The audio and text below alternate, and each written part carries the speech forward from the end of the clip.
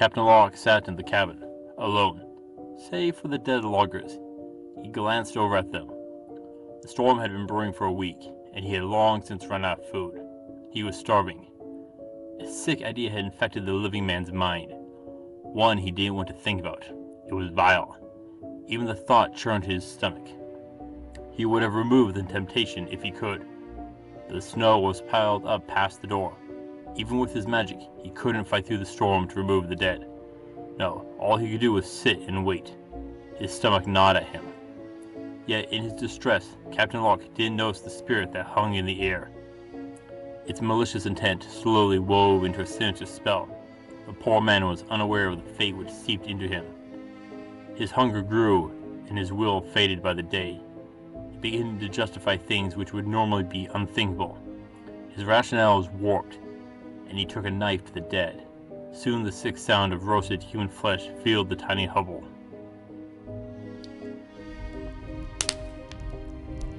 Welcome back to Mythical Phylogeny Adventures. I'm your guide, Jason. Today we turn to a horror from North America. A creature so evil and vile that even uttering its name can usher in misfortune. Let's take a look at it and how to save yourself if you stumble across one.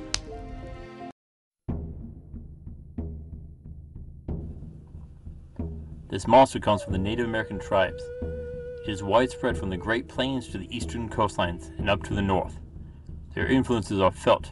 So what is this creature? It wouldn't be an underestimate to call it evil incarnate. It starts as a spirit, one that is intangible and unseen. Yet it is not powerless. From there, it will work to influence the living. Subtly at first, but will become more aggressive with time. What does it want? Well, there is a real-life psychological condition named after it. A disease which leads people to become cannibalistic. This would include people like Hannibal Lecter. This is how it grows its power, by devouring people. With each person it eats, its power grows. Once it gets a person to eat another, it can possess them. Their appearance will change as it grows stronger. It'll get bigger and bigger. There are claims they can be 20 feet tall or bigger. The possessed body begins to change. It looks like an emaciated and starved deer. The skin has partially decayed, and it smells of rot. Its own heart is made of ice. No longer flesh, and only some have fur. It doesn't have lips, leaving its sharp teeth exposed. This creature prefers colder environments, a terrifying visage to come across. Yet its powers are not to be underestimated. It is a master huntsman, a monstrous ranger. It wields incredible strength, speed, rapid regeneration, night vision, and a sense of smell. It will track you no matter where you flee, and it will give chase. It is always hungry. The more it eats, the stronger it gets, and the hungrier it grows. Yet it seems to enjoy its victims to be filled with fear, a seasoning for such a vile creature. It can bring forth cold, blizzards, and storms. Yet that isn't the real horror. How do you kill it? American Indian shamans will use rituals to protect their towns, but they still have broken through at times. Fights have ensued. When it is brought down, its body needs to be destroyed, utterly. Chop the body up.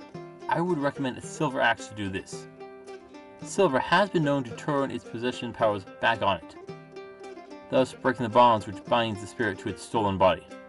That isn't enough, though. I'd add in burning them too. Also, you need to destroy the heart. Smash the heart of ice and melt it in fire. There are even accounts of all the remains being buried in silver-lined boxes. Others say to spread the ashes of the body into the wind. Why do you need to be so thorough with destroying the remains? Well, it has been known to come back. Full on come back to life from all of that. So, what is going on? This is where the creature becomes dangerous. What is going on? Remember how I spoke of its power growing with every victim it takes? To kill it, you'll need to make it expend all of its collected power. It uses the life force to weave a healing spell. This isn't a normal one. It can fully regenerate itself from ashes, if not properly destroyed. I talked about how healing magic works before, and I'll try to make a link to that video. What we are doing goes beyond normal healing though. We'll need to reverse cell death and destruction. Mend and repair each cell, be it nerve, bone, blood, or muscle. This will have to be magic, a pre-prepared spell which triggers upon taking damage. It seems that it is effectively healing before and stores the effect until after the creature is injured. This means that after taking damage, the spell will be released. It would also explain why silver weapons are effective against it. Silver will reflect the healing magic back into sealing it up, but the spell is powerful. The effect will only be temporary. Fire is more permanent, as it destroys the healing spells that is already set up, but eventually it can overcome that as well. By separating the body into pieces and locking them in different boxes, it makes it impossible to reattach limbs. That seems to imply that it can't fully regenerate destroyed limbs, but it can heal them from near total destruction. The healing spell is also the source of this monstrous transformation, which the possessed individual undergoes. It is using the same principles to reshape the original human body into our deer-like physique. A deer-like form would be something that a person might overlook as a shadow in the forest, at least until you look at it. Another reason could be that since a starving person would be desiring a food source, for most hunters, a deer would be the perfect idea of it.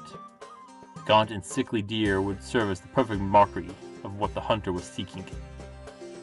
This would be to taunt the possessed individual. They were so hungry that they ate another person, and to become something like this, it would be sick torture for it.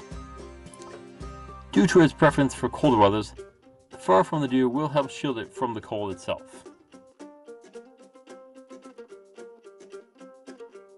So, what happens if you're forced into battle against this monster?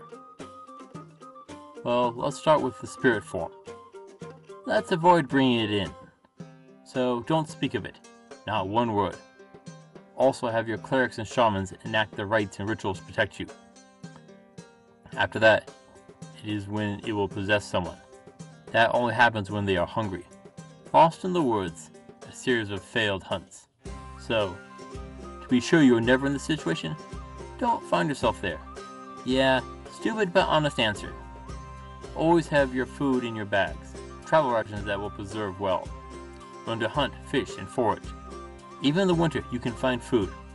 It might be scant meals, but if you watch the birds and squirrels, you can find where they are hoarding their seeds and nuts. Or you might make a small lure and trap to capture those very animals. But above all else, don't resort to cannibalism. I know that can be hard when things have gone from bad to worse, and then to even worse still. Would you chance it when it is your only option? If you do, you'll want to try and dispel any spirits in the air. I know this will be difficult. After all, you are looking at eating a party member. Hopefully it wasn't your shaman or cleric that has died. How would you know if you're possessed and being manipulated? Well, you'll need to watch for desires which are unnatural, ones you would not normally have. But would you notice? Probably not. You'll need a party to notice. But aren't you eating your party? Yeah, not a good position to be in. But more likely, you'll face our cannibal in its beastly form. It won't just charge you, it'll stalk you. Watch for the shadow of a large deer hidden in the forest. It'll take its time. Hungry or not, it won't rush in. You'll need to keep your guard up. But when you drop it, that's when it will strike. It'll probably come at night. It can seem fine at the night, unlike you. Be ready for the ambush. It is physically stronger than you. No way around that. It has claws and a grip. A shield is a must. Heavy plate is going to be your best option. Its claws and antlers can pierce chainmail and gambeson will struggle against the raw impact. But you'll need the right weapon. Silver. Coat everything in silver. Swords, axes, spears. That will slow its incredible healing ability and create an opening to cut out the heart. Be fast and quick. On magic, holy and nature should be your first choices.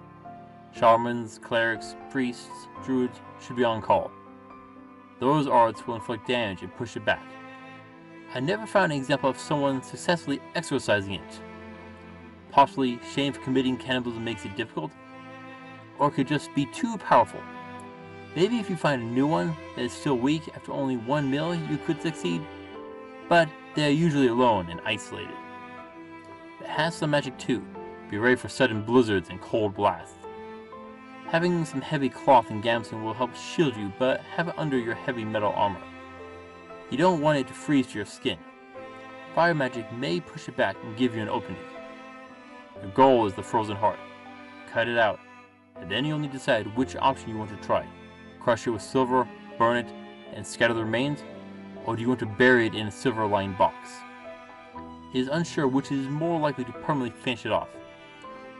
You'll need to choose, and choose wisely, for it'll come back if you miss even a single step. After defeating it, stay on the lookout for its return. Watch for where you dealt with the remains. Is there any activity? Something odd? Any spirits in the area? It may be reduced to the meanest of all ghosts that could work to start again. Find a new body to possess and start over. Even as a spirit, it'll keep coming back.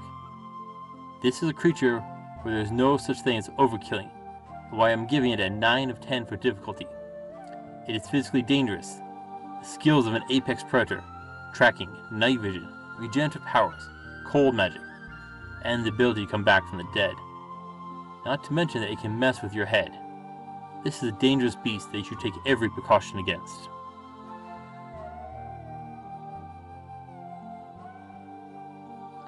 After combating it, what will you find? Well, nothing good. I wouldn't even consider eating it.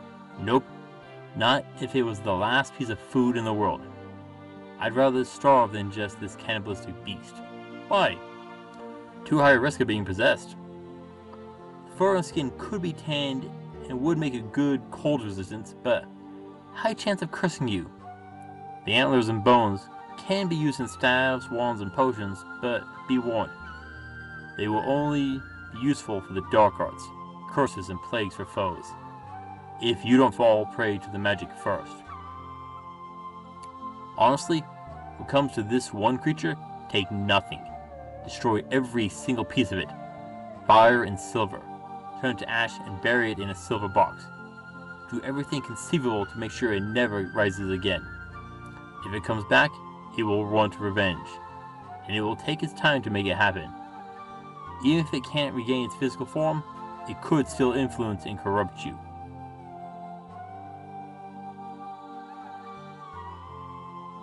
Captain Locke shouldered his bag. His heart was filled with something. No remorse for his actions. No, there was something else. Something wicked had filled him, taking his soul and clouded his mind. It made him hungry. He wanted to eat again. There wasn't bread or fruit that he wanted, nor drink. He wanted flesh. Human flesh. It tasted so good, and he wanted more. And he knew where there should be. A town would be down the mountain. He could find some there. Captain Locke trampled through the snowy hills on his way down the mountain. He didn't even notice the changes. His skin was peeling, and he looked sickly pale. If he had a mirror, he would be terrified of his own appearance. He noticed none of it. It was too late for him. The Captain Locke that he once was gone, and a monster had taken his place. This is a dangerous foe, one that needs to be handled with care and dedication. No halfway jobs here. If you try that, you'll end up as its dinner. Bring everything you've got and don't mess this up. Thank you for watching, Adventurers. Please return next week where we will conclude Captain Locke's story and the year as we meet the Stone Guardians, the Gargoyle. Until then, I'll see you on the roads.